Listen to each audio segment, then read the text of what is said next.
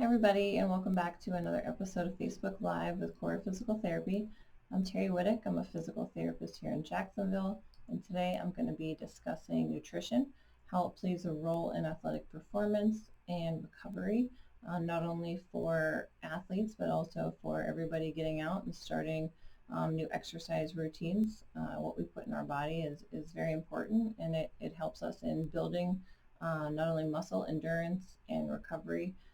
So with that being said, I'm going to switch over to a PowerPoint here.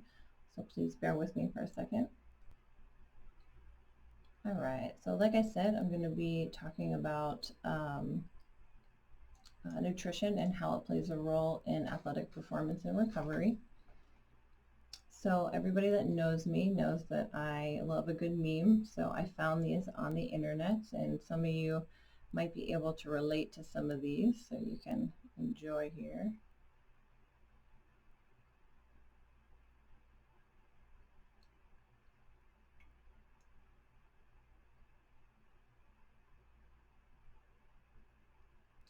That's so me, the dog. I go to the store and buy everything healthy, and I'm so pumped up, and then I go to get something to eat, and I don't want anything that's in my refrigerator.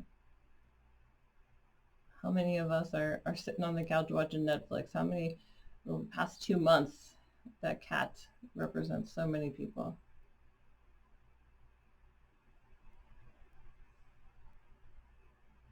All right. So what we're going to be discussing, so we're going to be talking about before and after activity or exercise. We're going to talk about what do you eat, when do you eat it, how much do you eat, and then why. Why do we care so much about this? So first off, we're going to talk about before exercise or activity. What do you eat? It's pretty simple, and I'm sure that a lot of you are excited to see this. Everybody should be eating carbs before they exercise. Also, you want protein, and then a little bit of fats is okay. You want to minimize this because you're not sure how it may affect your stomach as you exercise. So this is one of those things that kind of just give or take, you kind of have to find what works for your body. So in a review, we want carbohydrates, we want proteins, and we also want some fats, okay? But minimal fats. All right, so let's talk about when should you eat before activity or exercise? So the ideal time is about 2 to 4 hours before activity.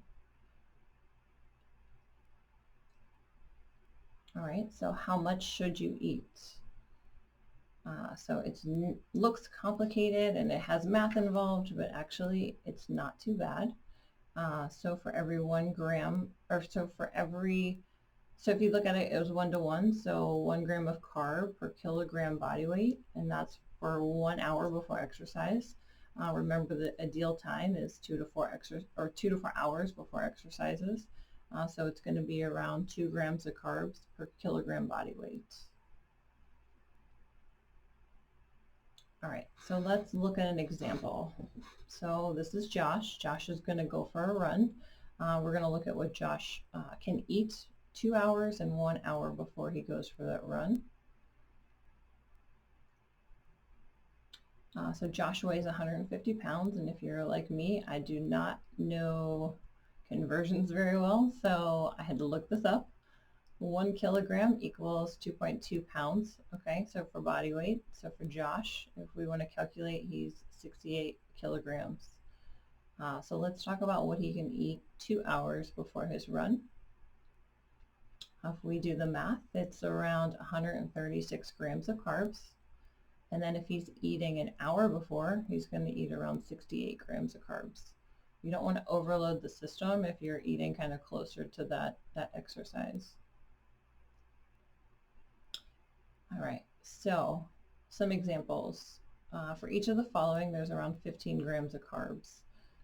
So let's go back to the example of Josh, and let's talk about 1 hour. So now he didn't meet that 2 to 4 hour ideal window. He's now eating 1 hour before. But look how much he can still eat. So a half a cup of oatmeal, 1 small apple, a half a cup of low-fat yogurt, and 4 ounces of fruit juice. You know, that's still quite a bit of food before exercise. So a lot of us are, you know, not eating properly before, and what happens is our body doesn't have the energy in order to complete that activity. Our muscles are starting to burn instead of burning fat, and that's why you get that fatigue, that burning, that feeling. And that kind of leads into final for before exercise. Why do we care so much about this? The bottom line is it's to supply the body with an immediate energy supply. Again, letting those muscles to where it's not burning muscle, it's burning fat, it's burning those carbs that you just put into the system. So let's move on to following exercise or following activity, and we're going to start with the why.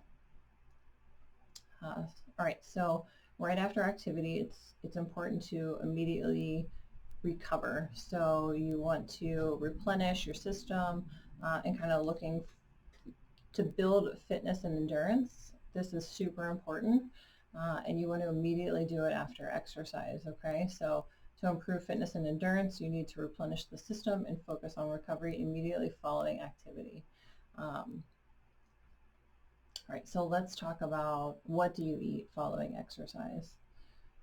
First, fluids, obviously, electrolytes to rehydrate. It's important to be doing that prior to exercise and actually all day long. You just want to make sure that if you look at your urine, this is a kind of a easy way to look at it. It should be like a light yellow. You know, that's a super easy indicator of if you're dehydrated is if your, you know, urine is super dark and you know, you need to make sure that you're starting to drink more water. Again, proteins. This is to repair the muscles. So you've exercised, you've worked the muscles, you probably have some micro tears. That's how muscles grow. And you want proteins to go in there and repair that. And again, everybody gets carbs.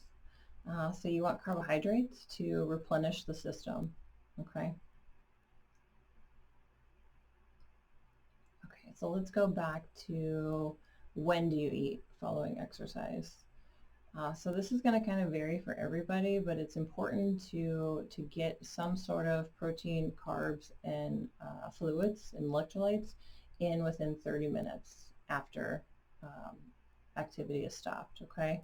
That is when the system is super absorbent and it's going to kind of maximize what you're putting in your body. Let's go back to how much to eat. So we talked about before. Now we're going to talk about after exercise. So again, it looks complicated. You have to do some math, but it's really pretty simple. So it's 1 to 1.5 gram of carbs per kilogram body weight. Again, let's review. 1 kilogram equals 2.2 pounds. And we can go back to our guy Josh here. And we know that Josh weighs 68 kilograms. So if we do the math, within the first 30 minutes following the race, excuse me, here he is. So let's talk about him finishing the race. That's me, if I had to run a race. So within 30 minutes following that race, this is kind of an example of what he can eat. So oatmeal, small apple, low-fat yogurt, and the juice, okay? So again, these are super simple. These are just examples of what he can be eating, but again, you want to kind of maximize that 30-minute window following. And this is going to kind of vary for people. You know, athletes are different sizes, different weights, and there's also different intensity of exercises. So you kind of have to find out what works for your body. And if you're not able to eat within 30 minutes, you want to make sure that you're eating probably within an hour of exercise And then for athletes who are running marathons, stuff like that, they want to continuously replenish the body. So every 2 hours, you're looking to eat carbs and get that system back to the equilibrium. All right, so some other examples of recovery meals. Fruit smoothie made with a variety of frozen fruit, low-fat yogurt, some protein powder, energy bars, so 15 to 20 grams of protein. You can drink 100% fruit juice or vegetable juice with that. And then you have your whole grain bagel, English muffin, topped with peanut butter or banana, and then you can have the fruit juice. And then whole grain pasta, cheese ravioli. This sounds very good to me. Steamed vegetables, low fat or non-fat milk and fruit. And then you can potentially have grilled chicken sandwich on whole grain bread, cottage cheese, and baked sweet potato. Again, these are just examples of what you can eat. There's so much other stuff out there.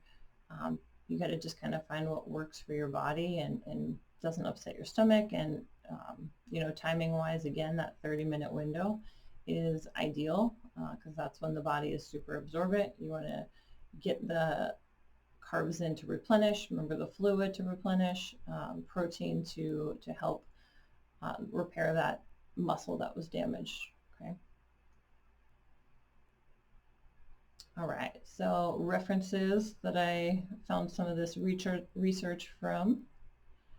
And finally, questions. If anybody has any questions, please either email me at twiddick@corahealth.com. Please comment below if you have any questions. We can always answer those. And if you liked this video, please like and share it with some of your friends. We would appreciate that.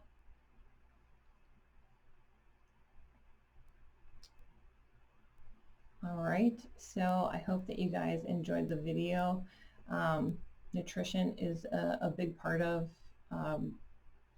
athletic performance and muscle recovery, so please don't forget about that. And again, it doesn't just apply to your athletes, your marathon runners, your soccer players. It applies to everybody. You know, what we put in our body is super important. And it's like what kind of gasoline you're putting in your car. You know, your body's going to run on what you're putting in it, you know. So make sure that you're really taking a step back and looking at what you're putting in your body, because we only have one, and we want to make sure that we can maximize and you know, get the best out of what we're doing. So please, like I said, like this video. Please comment below if you have any questions. And we're going to be doing more of these videos every Monday, Wednesday, and Friday at 12. So please stay tuned for that. Go like CORA Physical Therapy page. And if you need physical therapy, again, all of our clinics are still open. The only reason why I'm not wearing a mask right now, I actually have mine here, is because I am in my office and I'm not around any patients or anything. But we all wear masks, we all wear gloves. We're taking patients' temperatures, having them fill out questionnaires before they come back, and then obviously wiping down everything and sanitizing. So if you can't make it in the clinic, we also offer telehealth services. Feel free to reach out and find out about that. Most insurances are actually covering that now, and we have had so much luck with it. I literally just became a telehealth provider for the state of Florida, and so treating patients in Tampa, Miami, and Orlando, and everywhere all over is pretty cool. I get to experience and help people, not just in my little community, but in the state of Florida. So thank you. Have a good afternoon, and everybody stay safe and have a good weekend.